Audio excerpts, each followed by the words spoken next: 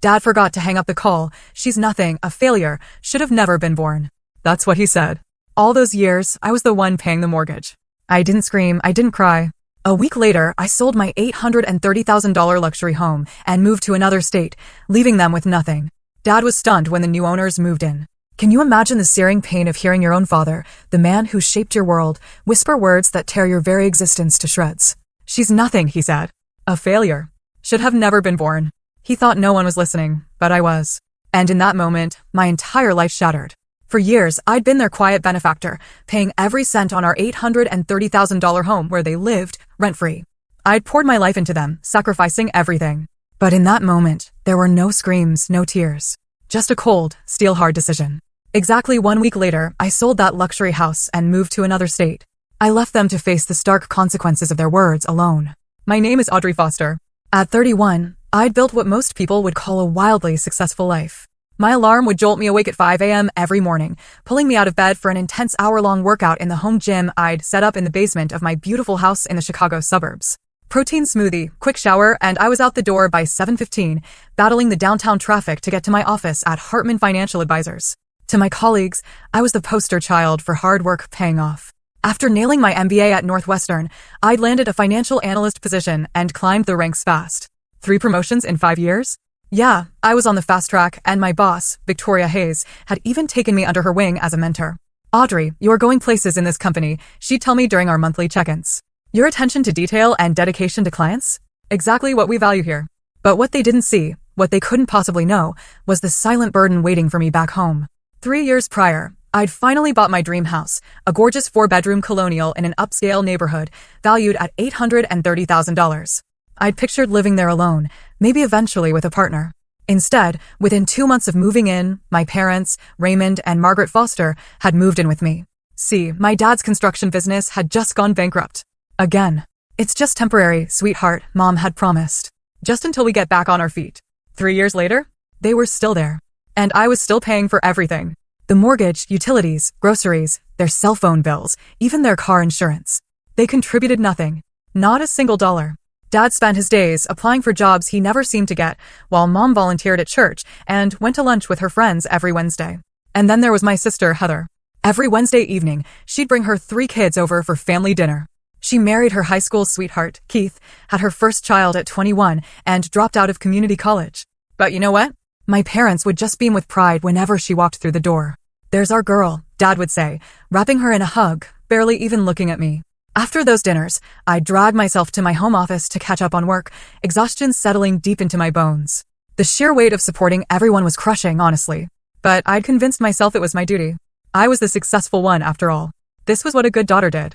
My best friend, Zoe Curtis, she never understood. Audrey, they're taking advantage of you, she'd tell me during our rare lunch dates. They're adults. They should be supporting themselves, not living off their daughter. They're my parents, I'd always reply, that familiar defense coming out automatically. Dad's still looking for work, and Mom never had a career. What am I supposed to do? Throw them out on the street? Zoe would just shake her head, knowing there was no point arguing. She'd known me since college. She'd watched me achieve every single goal I'd ever set for myself, only to watch me hand over all the rewards to my family. That Wednesday morning, I had this massive presentation. A potential new client, a retirement fund worth millions. Victoria, my boss, had entrusted me with a lead, a clear sign she was grooming me for that next level. Land this account, she'd told me, and we'll be talking about that senior analyst position. As I straightened my blazer, giving myself one last check before heading out, I spotted my dad in the kitchen, sipping coffee, scrolling on his phone. Big day today, Dad, I said, trying to inject some genuine enthusiasm into my voice. Wish me luck. He barely even looked up. Sure, honey. Good luck. The familiar sting of disappointment was there, but I pushed it down. Today wasn't about that. Today was about my career, about proving to Victoria and to myself that I deserved that promotion. Today was about my future. Little did I know, that future was about to get a seismic jolt. The presentation? It went better than I could have ever hoped. The clients were totally engaged, asking insightful questions. By the end, they were nodding along with my recommendations. Victoria caught my eye across the conference room and gave me this subtle thumbs up. As we wrapped up, the CEO of the retirement fund shook my hand firmly. Miss Foster, you've clearly done your homework. We'll be in touch very soon. After they left, Victoria pulled me aside. That was excellent work, Audrey. I think we've got them. Take the rest of the day off. You've earned it. Excitement bubbled in my chest as I packed up my materials. I couldn't wait to share the news with someone. And despite everything, my parents were the first people I thought of. Maybe, just maybe, this time Dad would actually be proud. I checked my watch, 2:30 p.m. They wouldn't be expecting me for hours, which meant I could surprise them with a good news, maybe even suggest we celebrate with dinner out. But when I pulled into our driveway, I noticed both their cars were there. Unusual for a Wednesday afternoon, Mom usually had her book club. I entered quietly through the side door that led directly to the kitchen, planning to announce my early arrival and my success. Then I heard it. My father's voice, coming from his bedroom, which he converted into a home office. He was on a video call, his voice carrying clearly down the hallway. Yeah, Stan, we're still living with her. What choice do we have? The housing market is ridiculous these days. I recognized the voice on the other end as Stanley Bennett, my dad's friend from his old construction days. I was about to call out when something in my father's tone, something I couldn't quite place, made me freeze. Hold on, let me end this call properly, he said. Audrey's always nagging me about just hitting the red button. I heard a click, followed by my father's voice again. There, now we can talk freely. Except he hadn't ended the call. I could still hear Stanley's voice, tinny through the speakers, asking if he was still there. My father had only minimized the window, thinking he'd disconnected. Then came the words that stopped my heart. She's nothing, Stan. A failure. Should have never been born. The words hit me like a physical blow. I froze in the hallway, completely unable to move forward or retreat. Sure, she makes good money, my father continued, his voice absolutely dripping with disdain. But what kind of life is that? 31 and still single. Married to her job. It's pathetic. And she lords it over us like we should be grateful she's letting us live here. At least you've got a roof over your head, Stanley's voice chimed. Yeah, but at what cost? My dignity? Do you know how embarrassing it is when people asks what I do and I have to admit my daughter supports me? It's humiliating. Then his tone shifted, softening immediately. Pride evident in every word. Now, what about Heather? She doing okay? There's my real achievement. 3 beautiful grandkids, a solid marriage. Sure, she didn't go to some fancy college like Audrey, but she's got what matters. A family love. Keith's business is doing well enough. They're talking about buying a bigger house soon. I heard the bedroom door open, and my mother's voice joined the conversation. Who are you talking to, Ray? Just Stan. We were discussing the girls. Oh. My mother's voice grew quieter as she moved closer to the computer. Did you tell him about Audrey's promotion? The one she won't stop talking about. What's there to tell? My father scoffed. Another rung on the corporate ladder. Big deal. I know, my mother sighed. Sometimes I wonder where we went wrong with her. So cold. So focused on money and status. Not like our Heather. Exactly. My father agreed. The only good thing about living here is we're saving a fortune. Another year or 2 and we can afford to put a down payment on a place near Heather and the kids. That's the dream, my mother agreed. I'm tired of walking on eggshells around Audrey, pretending to be interested in her work stories. Remember last Christmas when she gave us those expensive watches? My father laughed. Like we needed a reminder of how much money she has. So tasteless. My stomach lurched. Those watches had cost me $3,000. I'd spent weeks researching the perfect style for each of them, wanting to give them something special that would actually last. Well, we'll just keep playing the game for now, my mother said. She needs us more than we need her, even if she doesn't realize it. Without us, who does she have? No husband, no kids. Just that awful friend Zoe who keeps putting ideas in her head. True, my father mused. Remember when Zoe convinced her to take that trip to Cabo instead of helping us with the bathroom remodel? Selfish. Both of them. I'd canceled that trip at the last minute, by the way, after my father complained about needing help with house projects. I'd lost the deposit and used my vacation days to paint and tile instead. The conversation continued, but I couldn't bear to hear another word. My heart was pounding so hard I could feel it in my throat. Nausea swept over me in waves. I backed away silently, so grateful I'd worn flats instead of my usual heels. Somehow, I made it back to my car without being detected. As I sat behind the wheel, my hands were shaking so badly I couldn't even insert the key. Fragments of their conversation echoed in my mind. A failure should have never been born. My real achievement. Saving a fortune. The girl they wished had never existed was bankrolling their comfortable retirement. I don't even remember driving to Zoe's apartment. I must have operated on autopilot, muscle memory guiding me through familiar streets while my mind replayed 31 years of memories in a harsh, new light. The times my academic achievements were acknowledged with distracted nods while Heather's C+ in art was displayed proudly on the refrigerator. The college graduation party they left early because Heather's son had a cold. The countless times they'd needed loans that were, predictably, never repaid. By the time I parked outside Zoe's building, my shock had hardened into something else. Something cold. Something clear. Something utterly certain.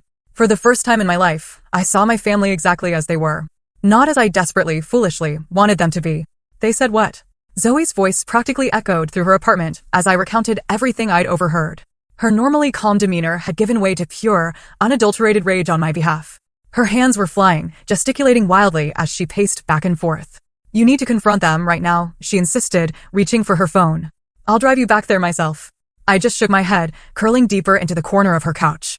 "I can't go back there tonight. I can't even look at them, knowing what they really think of me." Zoe sat beside me, taking my trembling hands in hers. "Then stay here as long as you need." The initial shock was slowly wearing off, leaving room for memories to surface.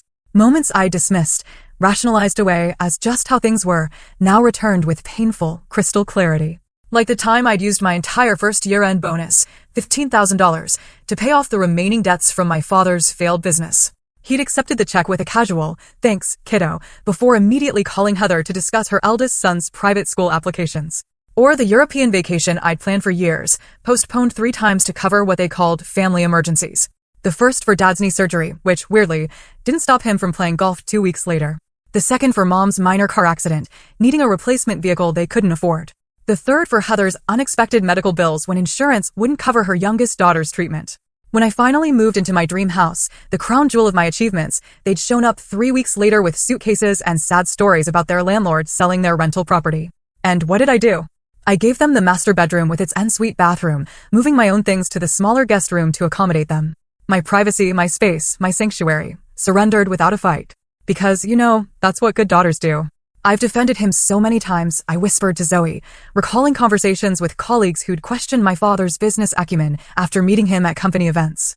People would ask why he kept failing, and I'd make up excuses. Bad economy, dishonest partners, bad luck. "Because you're loyal," Zoe said firmly. "That's not a character flaw, Audrey." My phone buzzed with a text from Danielle Parker, my assistant at work. "Great job today. Victoria's thrilled. Did you go homesick? Let me know if you need anything." I'd completely forgotten about the presentation's success, the very reason I'd gone home early in the first place. It seemed so trivial now, utterly overshadowed by the revelation that had just upended my entire world.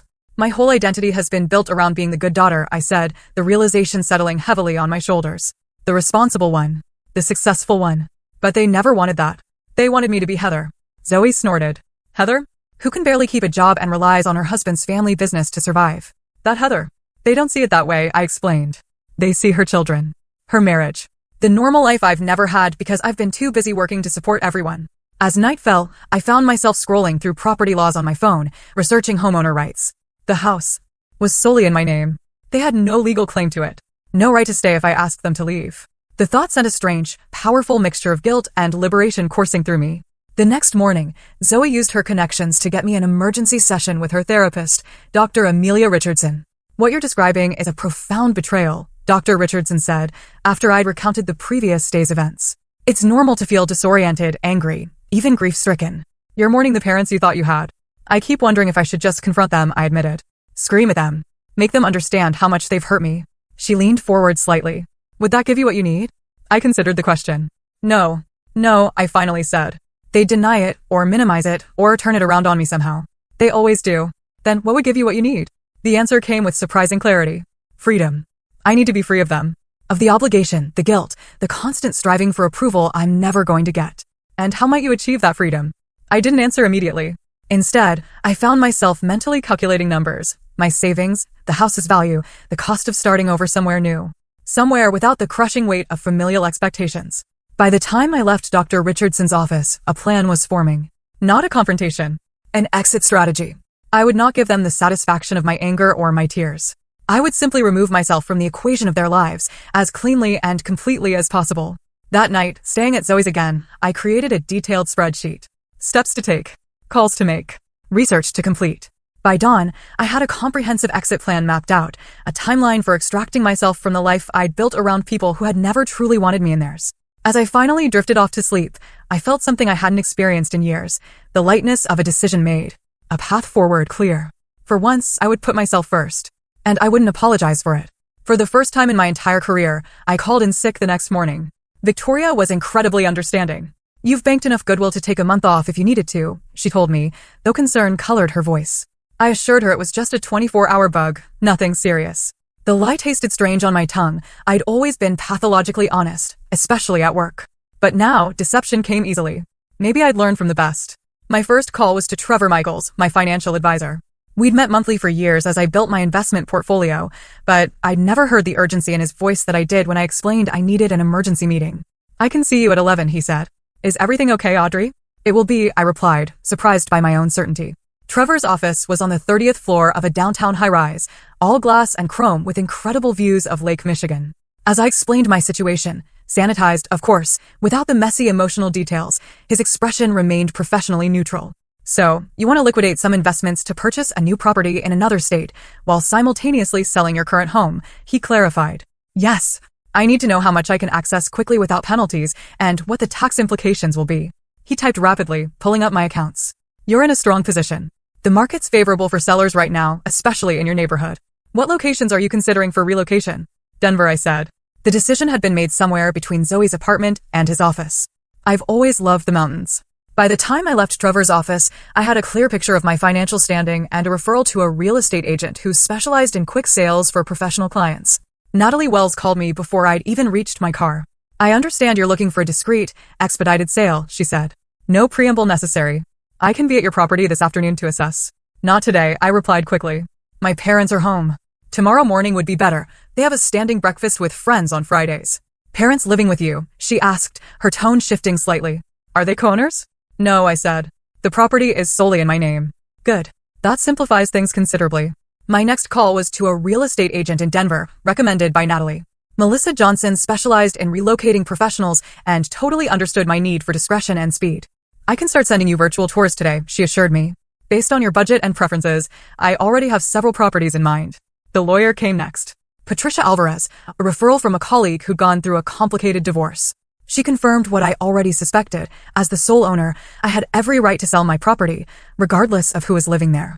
"You'll need to follow proper eviction procedures if they refuse to leave voluntarily," she cautioned, but given the circumstances, I doubt it will come to that.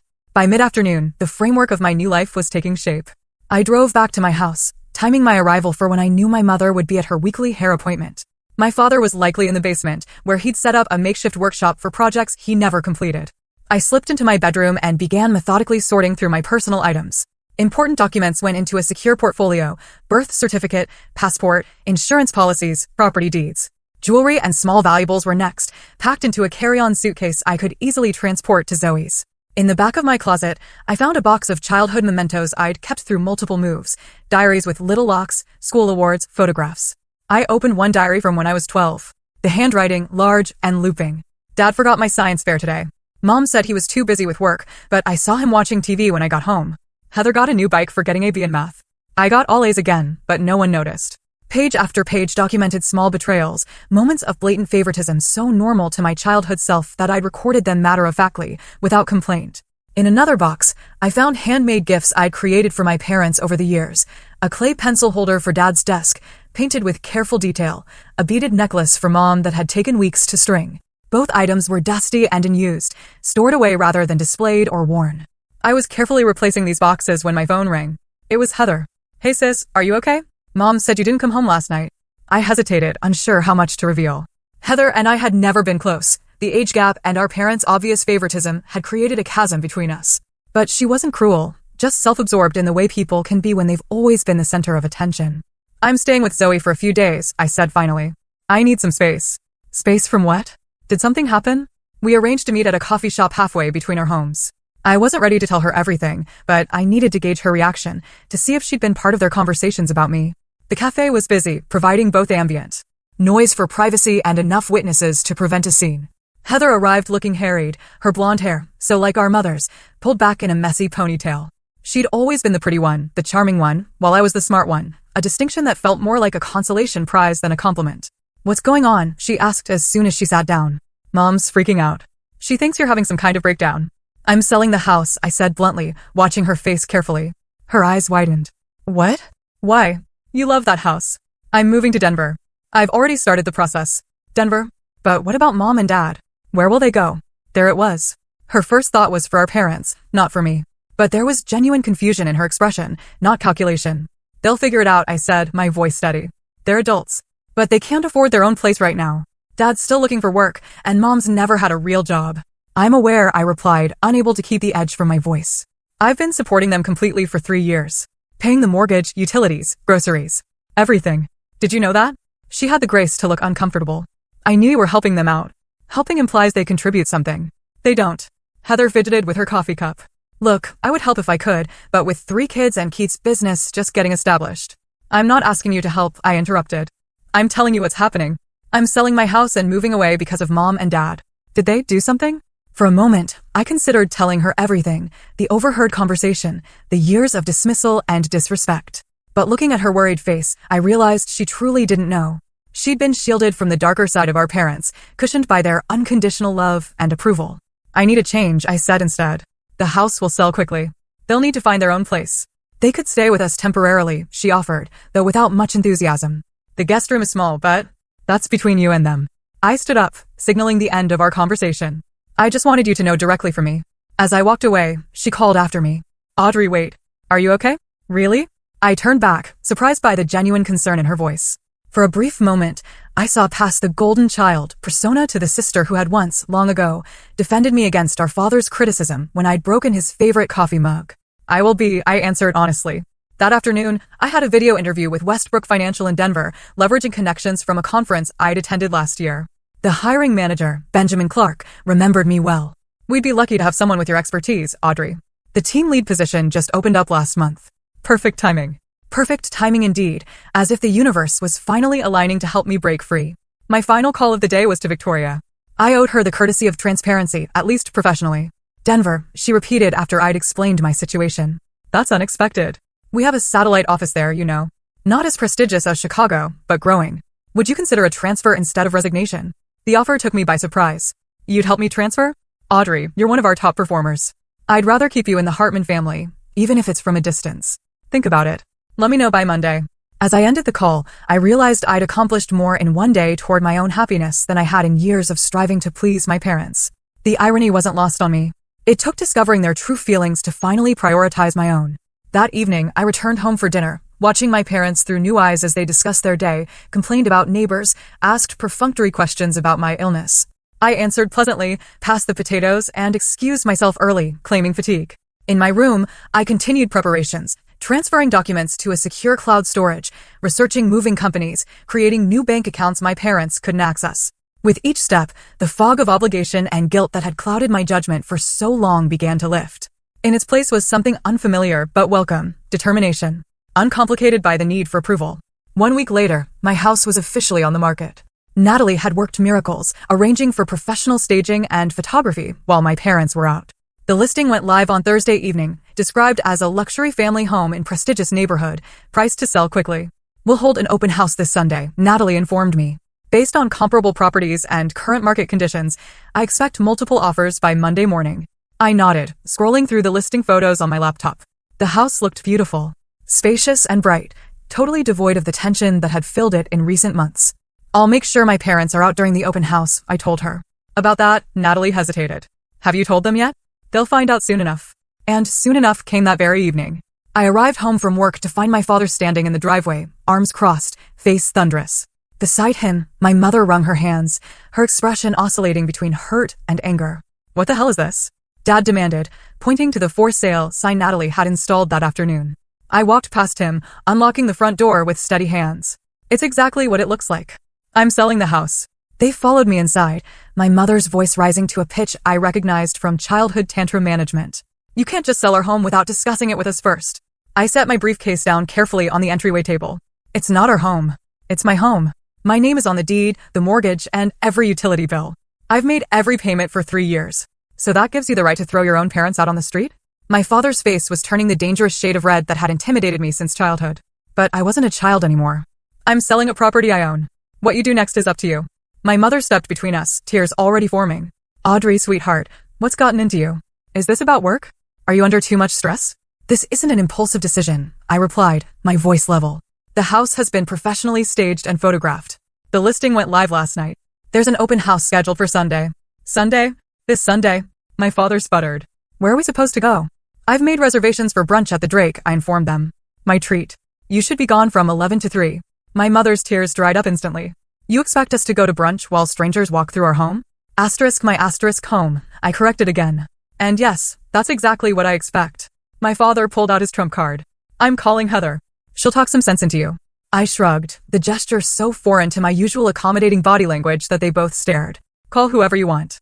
An hour later, we were seated in our living room, in a twisted parody of a family meeting. Heather had arrived, kids in tow, her husband Keith trailing behind, looking deeply uncomfortable. The children had been dispatched to the backyard, leaving the adults to what my father ominously called sorting this mess out. Audrey, Heather began, clearly designated as the mediator. I understand you're going through something right now, but selling the house seems extreme. It's not extreme, I countered. It's a practical decision. I'm moving to Denver for a new job opportunity. Keith, who had always been peripheral to our family dynamics, spoke up unexpectedly. Denver's a great market right now. Growing tech sector, outdoor lifestyle. Smart move professionally. My father shot him a glare that could have melted steel. Not helpful, Keith. Just saying, career-wise, it makes sense. My mother ignored this tangent. But why so suddenly? Why not give us time to find a place, get organized? The closing will be in 30 days. That's standard. You have a month to make arrangements. A month? My father exploded. To find an apartment? Pack everything? In this rental market, it's impossible. I managed to organize selling a house and relocating to another state in a week, I pointed out. I'm sure, between the two of you, finding a local apartment in a month is doable. Heather looked between us, clearly struggling with divided loyalties. Mom, Dad, Audrey does have the right to sell her own house. Maybe we should focus on helping you find a new place. My father's betrayed expression would have been comical if it weren't so utterly predictable. You're taking her side? I'm not taking sides. I'm being practical. If the house is for sale, you need somewhere to live. The conversation deteriorated from there, with my parents cycling through anger, guilt-tripping, and finally, bargaining. Just give us 3 months, my mother pleaded. Until after the holidays. The market is hot right now, I replied. Waiting would be financially irresponsible. My father snorted. Since when do you care about money more than family? The irony of his statement hung heavy in the air between us. If only he knew how his own words about me had set this whole thing in motion. But I held my tongue, refusing to give away the knowledge that fueled my resolve. By Sunday, the tension in the house was unbearable. My parents had shifted to cold silence, a tactic they'd employed throughout my childhood when I disappointed them. We drove to brunch in complete silence, the atmosphere in the car thick with unspoken recriminations. At the Drake, I received a text from Natalie. Huge turnout. At least 40 parties so far, several very interested. Monday morning brought news that exceeded even Natalie's optimistic projections. We have 7 offers, she announced when I called her from work. The highest is $875,000, all cash, 21-day close, minimal contingencies. Accept it, I said without hesitation. Are you sure? We could counter, maybe push them to $885,000. The speed is more important to me than squeezing out another $10,000. By the time I returned home that evening, I had a signed purchase agreement and a closing date, June 17th, exactly 3 weeks away. The buyers had waived the inspection contingency based on the home's age and condition, requiring only a standard appraisal for their lender. Meanwhile, Melissa in Denver had found me a perfect apartment, a 2-bedroom with mountain views in a secure building downtown, walking distance to my new office. I can hold it with a deposit, she said. It'll be available June 20th if that timing works for you. 3 days after closing. Just enough time to drive from Chicago to Denver with whatever possessions I decided to keep. The next phase was sorting and packing. I hired a professional organizer, Laura Bennett, who specialized in downsizing. Think of it as curating your life, she suggested as we stood in my bedroom, surveying the accumulated possessions of my adult life. Keep only what serves your new chapter. Together, we created 3 categories: keep, sell/donate, and discard. My wardrobe was ruthlessly edited, the formal business attire of Chicago banking giving way to Denver's more casual tech culture. Furniture that wouldn't fit in my new apartment was consigned to high-end resale shops. Books were boxed for donation to the local library, save for a carefully selected collection I couldn't bear to part with. My colleague Danielle volunteered to help one weekend, arriving with coffee and an efficient attitude that matched my own. Victoria is in denial, she confided as we wrapped framed photographs in bubble wrap. She keeps telling everyone you'll change your mind before the transfer paperwork goes through. Not a chance, I replied, carefully packing away a photo of my college graduation, the only one where both my parents appeared genuinely proud of me. Had that been real, or just for the camera? As we worked, memories surfaced of my ex-boyfriend Connor, who'd never understood my family dynamics. You drop everything whenever they call, he'd complained during our last fight. It's like you're their parent, not the other way around. I'd ended things shortly after, convinced he was being selfish for not understanding my family obligations. Now, I wondered if he'd seen what I'd been blind to all along. By the second week, the house was half-packed, my life sorted into neat, labeled boxes. The Denver job offer had been formalized with a generous relocation package and starting salary that exceeded my Chicago position. Victoria had reluctantly processed my transfer request, extracting a promise that I'd train my replacement before leaving. My parents' efforts to find their own place had been half-hearted at best. My father made a show of circling apartment listings in the newspaper, but complained that everything was too expensive or too small. My mother mentioned moving in with Heather temporarily with increasing frequency, despite Heather's obvious reluctance during our family calls. 3 days before closing, I returned home to find them waiting for me in the living room. Heather was beside them, looking uncomfortable. The formal arrangement of furniture, them on the sofa, a chair positioned opposite, made it clear this was an intervention. "We need to talk," my father began, using the authoritative tone that had once sent me scrambling to please him. "This has gone far enough." "Far enough," I repeated, setting my purse down but remaining standing. "The movers come tomorrow. The closing is in 3 days. This isn't a negotiation." "Audrey, please sit down," my mother said, patting the chair they'd positioned like I was a defendant before a judge. "We're worried about you." Heather nodded, though her expression was conflicted. "We just want to understand what's happening. This isn't like you." I sat, crossing my legs and folding my hands in my lap. The poised professional, even in the midst of family drama. What exactly isn't like me? Making a career decision? Moving to a new city? Millions of people do these things every day.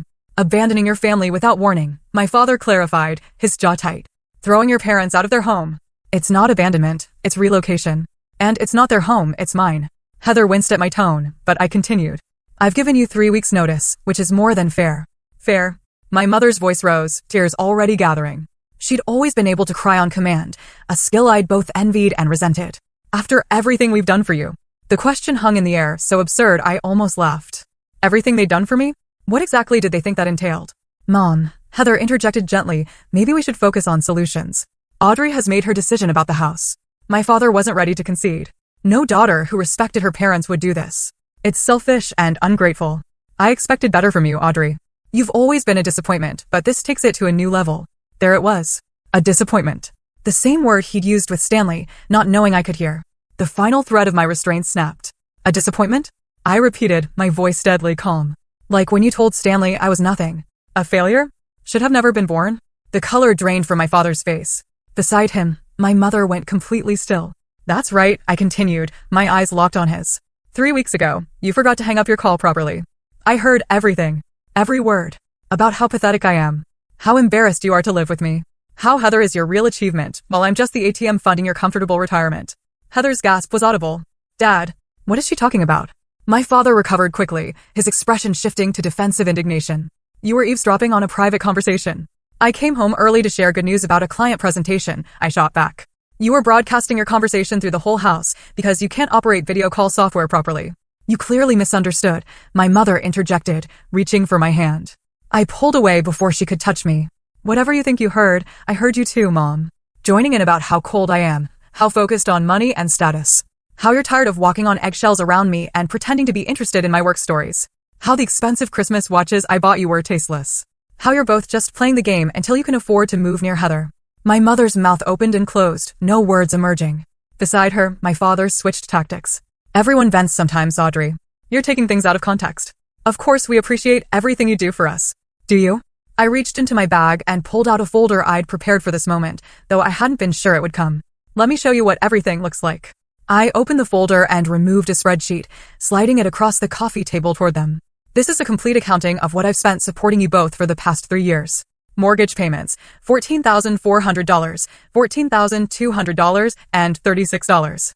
Groceries and household expenses, $28,500. Car insurance, cell phone bills, medical expenses not covered by Medicare, $22,375. Home repairs and improvements, $31,900. I turned to a second page. Plus the loans that were never repaid, Dad's new truck after the bankruptcy, $42,000. Mom's cosmetic dental work, $8,400. The Florida vacation last winter, $6,700. Heather's children's private school application fees that you insisted on covering, $3,600. Heather's head snapped up. "What?" "They told me you offered to pay those." "I did," I confirmed, after they pressured me. "Just like I've been secretly funding your children's college accounts for the past 5 years. $500 a month, automatically transferred. That's $30,000 they haven't bothered to tell you about." The look of shock on her face confirmed what I'd suspected. Our parents had taken credit for my financial contributions to her children's future, just as they'd taken credit for my success when it suited them. "You've been supporting us, yes," my father acknowledged grudgingly. "But that's what family does. We raised you. Put you through college. My scholarships and student loans put me through college," I corrected. "Which I paid off myself." As for raising me, let's talk about that. I turned to Heather. Did you know Dad missed my high school graduation because Kelsey had a dance recital the same day? Heather frowned. That's not how they explained it to me. They said you told them not to come because you were embarrassed about Dad's bankruptcy. Of course that's what they told you. I shook my head. Years of collected slights and dismissals suddenly crystallized into a clear pattern. They've been playing us against each other our whole lives, making you the golden child and me the responsible one, ensuring we never compared notes. My mother stood abruptly. This is ridiculous. We've always loved both our daughters equally. Really? I shot back. Then why did you tell Stanley that Heather is Dad's real achievement, while I'm just a pathetic workaholic? Why did you spend more on Heather's prom dress than you did on my entire college dorm setup? Why have you attended every single one of her children's birthday parties, but forgot mine for 3 years running? The silence that followed was deafening. My father stared at the financial spreadsheet, seemingly unable to dispute the concrete evidence of my support. My mother had given up on tears and was now looking at me with something close to hatred. Her mask of maternal concern completely dropped. I don't expect answers, I continued, gathering the papers and returning them to my bag. I don't even want them anymore. What I want is for you to understand exactly why I'm leaving. It's not about the money.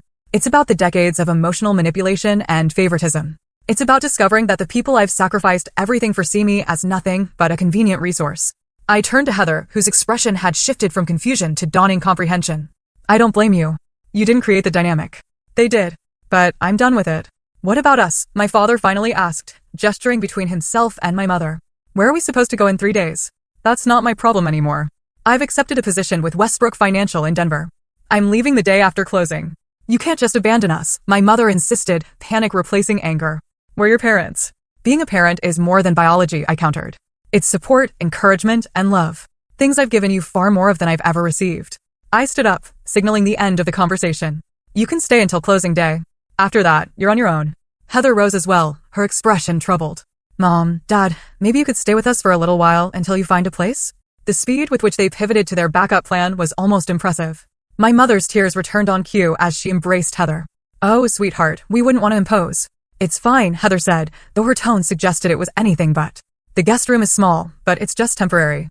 I caught her eye over our mother's shoulder, and for the first time in our adult lives, I felt a moment of true connection with my sister. A shared recognition of the manipulation we'd both been subject to in different ways.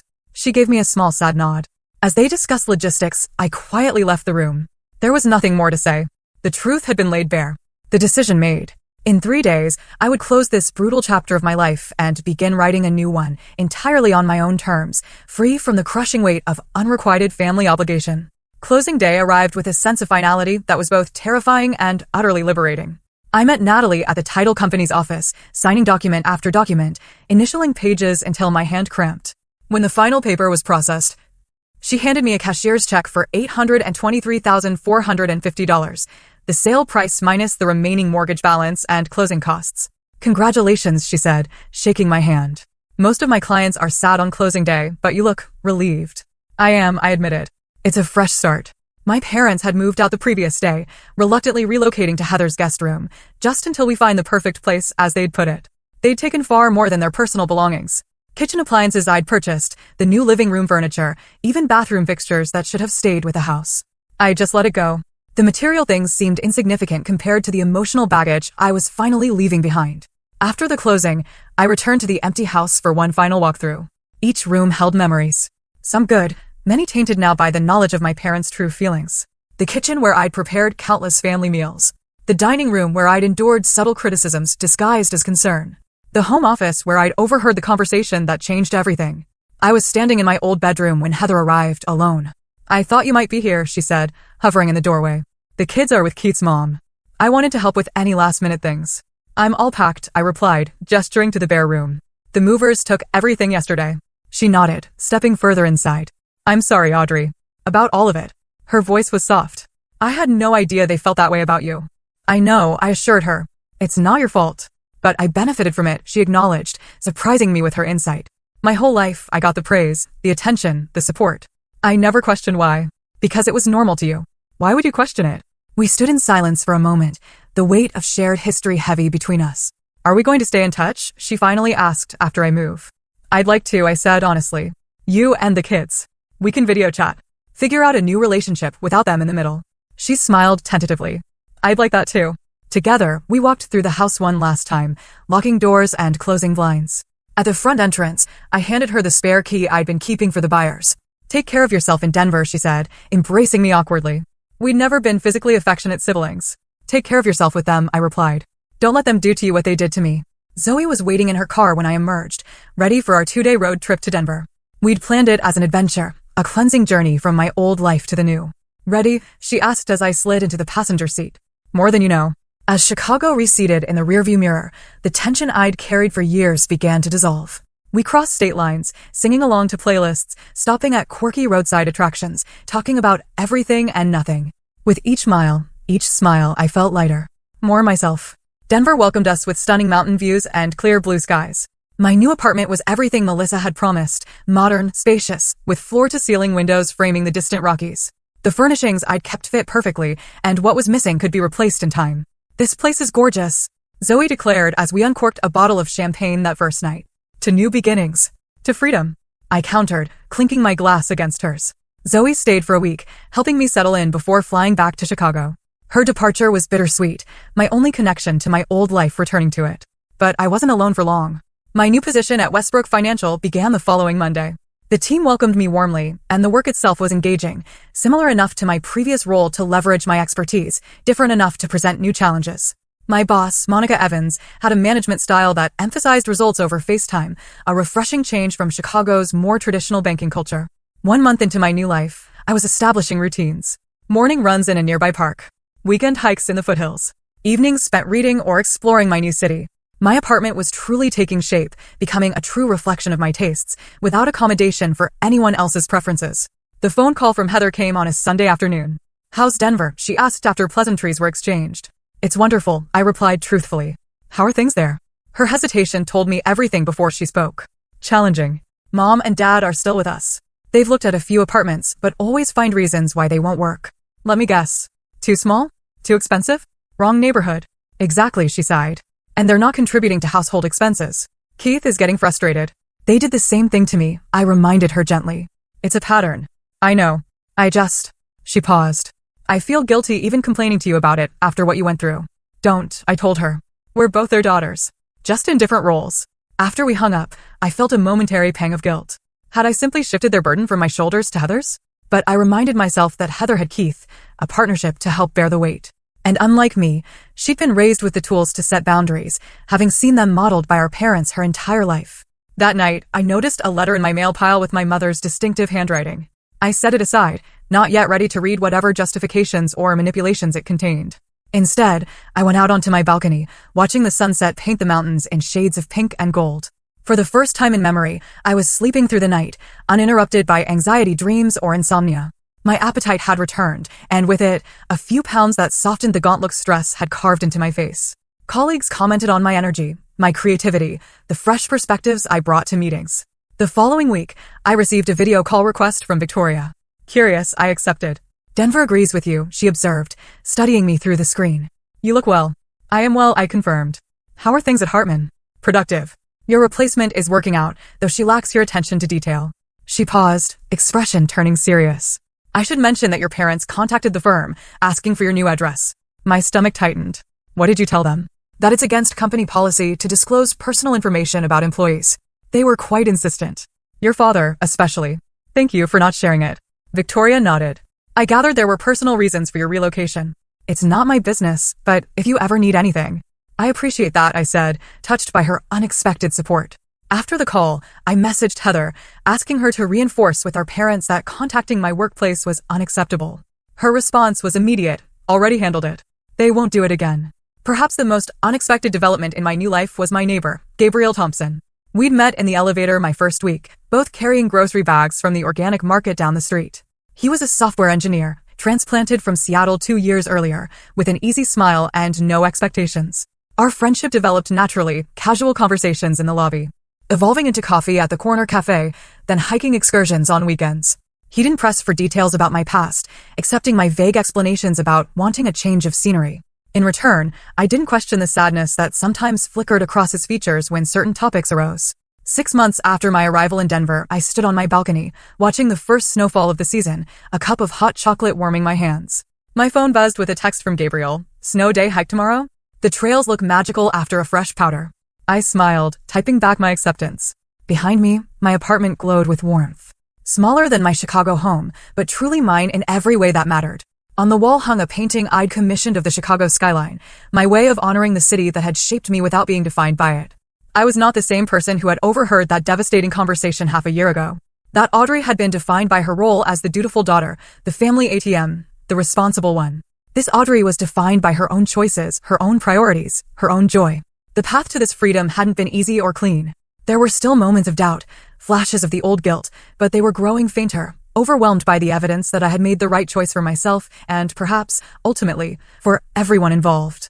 December arrived with a flurry of snow and holiday decorations throughout Denver. My professional life had exceeded all expectations. 3 months after joining Westbrook Financial, I'd been promoted to team lead, managing 6 analysts and reporting directly to the regional director. My colleagues respected my expertise, and clients appreciated my straightforward approach to financial planning. Personally, I'd found my footing in this new city. My apartment, while more modest than my Chicago home, felt authentically mine. I'd purchased it in October after my rental lease expired, using a portion of the proceeds from the Illinois house. At 1,500 square feet, it was the perfect size for one person who valued quality over quantity. My friendship with Gabriel had deepened into something more, though we were taking things slowly. Both of us carried baggage from previous relationships, his a divorce, mine, the complex entanglement of family dysfunction. We'd agreed to be intentional about our connection, building a foundation of honesty and respect before defining what we might become to each other. Every Saturday morning, I video called with Heather and her children. These conversations had become a highlight of my week, a way to maintain family bonds that were healthy and reciprocal. Her oldest, Tyler, was applying to colleges and often sought my advice on financial planning for education. The younger two, Emma and Lily, simply enjoyed showing me their latest art projects or soccer trophies. My parents, meanwhile, had made multiple attempts to reconnect on their terms. Email forwards with passive-aggressive subject lines like, "In case you're interested in your family," arrived regularly. Phone calls came on holidays and birthdays, filled with subtle guilt trips and thinly veiled criticisms of my abandonment. I'd finally read my mother's letter, finding exactly what I'd expected, a masterclass in manipulation disguised as maternal concern. "We only want what's best for you," she'd written. "Families should stay together, especially as parents age. Your father and I aren't getting any younger." Dr. Richardson, who continued our therapy sessions via video, helped me navigate these boundary violations without falling back into old patterns. "Forgiveness doesn't mean reconciliation," she reminded me. "You can release the anger without allowing them back into a position where they can harm you." As Christmas approached, I faced a decision about holiday plans. Heather had invited me to visit Chicago, offering her home as neutral territory for a potential family gathering. Gabriel had suggested a ski weekend in Aspen as an alternative. A third option beckoned as well, hosting my own small celebration in Denver with local friends I'd made through work and my hiking group. "What does your gut tell you?" Dr. Richardson asked during our session. "That I'm not ready to see them," I admitted. The thought of sitting across a table from my father, pretending everything is fine. "I can't do it yet." "Then don't. Your healing timeline is your own." I chose option 3, decorating my apartment with tasteful but festive touches, a small tree in the corner, twinkling lights along the balcony railing, handmade wreaths I'd created at a community workshop. I invited 8 people for Christmas Eve dinner, including Gabriel and Monica from work with her husband. The day before the gathering, my doorbell rang. A delivery person handed me a package from Heather. Inside were handmade ornaments from the children, along with a card that brought tears to my eyes. "We miss you, but we understand. Building your own traditions is important too. Love you, sis." I hung the ornaments prominently on my tree, photographing them to send with my thanks. As I was about to put my phone away, it rang. A Chicago number I recognized immediately. My father. For a moment, I considered letting it go to voicemail, but something prompted me to answer. "Hello, Audrey?" His voice sounded older, smaller somehow. "Merry Christmas." "Merry Christmas, Dad," I replied, keeping my tone neutral. "Your mother and I," he began, then cleared his throat. "We're in our own place now. A small apartment near Heather." "That's good. I'm glad to hear it." An awkward silence stretched between us. I waited, refusing to fill it as I once would have.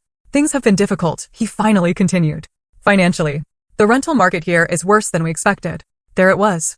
The real purpose of the call. "I'm sorry to hear that." Another pause, longer this time. I could almost hear his internal struggle, pride wrestling with need, expectation battling with the new reality. "Audrey, I know things ended badly, but we're your parents. We need..." "Dad," I interrupted gently but firmly. "I'm not in a position to provide financial support anymore. My life has changed.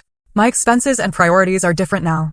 "But family helps family," he insisted, the familiar guilt tactic emerging.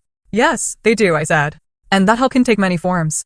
I'm happy to stay in touch. to rebuild a relationship based on mutual respect. But my financial support is no longer an option. The silence that followed told me everything about his true priorities. When he spoke again, his voice was tight with suppressed anger. I see. Well, Merry Christmas then. Merry Christmas, Dad, I repeated, ending the call before he could continue. I stood on my balcony afterward, watching snowfall gently on the city below. 6 months ago, that conversation would have left me devastated, racked with guilt and self-doubt. Now, I felt only a calm certainty that I had made the right decision, not just for my financial well-being, but for my emotional health. Christmas Eve arrived with perfect Rocky Mountain clarity. Brilliant blue skies contrasting with snow-covered peaks in the distance. My apartment filled with delicious aromas as I prepared dinner, something I'd once done out of obligation, but now enjoyed as a creative expression. Gabriel arrived early to help, moving around my kitchen with comfortable familiarity. Your dad called again. He asked when I mentioned the conversation. Trying the direct approach this time, I confirmed, checking the roast in the oven. At least he was honest about wanting money. And you're okay with setting that boundary? I considered the question seriously. Yes. For the first time in my adult life, I feel like I'm making choices based on what's right for me, not what others expect or demand. He smiled, the expression warming his eyes. That's what I admire about you, Audrey. Your courage to redefine yourself, to navigate by your own stars. As my guests arrived, bringing wine and desserts and holiday cheer, I realized I'd created something precious here, a chosen family, built on genuine connection rather than obligation. We laughed and shared stories, exchanged small gifts, celebrated the season with joy, uncomplicated by past grievances or hidden agendas. After everyone had gone home, Gabriel lingered, helping me clean up despite my protests that it could wait until morning. I have something for you, he said, pulling a small, wrapped package from his jacket pocket. Not exactly a Christmas gift. More of a new tradition gift. Inside was a beautiful compass, its brass case engraved with mountains and stars. For someone who found her true north, he explained. Who had the courage to navigate by her own stars. My phone rang before I could respond, my parents, calling for their annual Christmas check-in. In previous years, I would have immediately answered, abandoning whatever I was doing to fulfill my filial duty. This time, I looked at Gabriel, at the compass in my hand, at the home I created for myself. I'll call them back tomorrow, I decided, silencing the ringer. Tonight is for new beginnings. As I stood on my balcony later that night, Gabriel's arm around my shoulders, watching the city lights twinkle beneath a canopy of stars, I felt a profound sense of peace settle over me. The journey from Chicago to Denver had been far more than geographical. It had been a reclamation of self, a declaration of worth, a lesson in the difference between obligation and love. I had sold a house worth $830,000, but what I gained in return was priceless.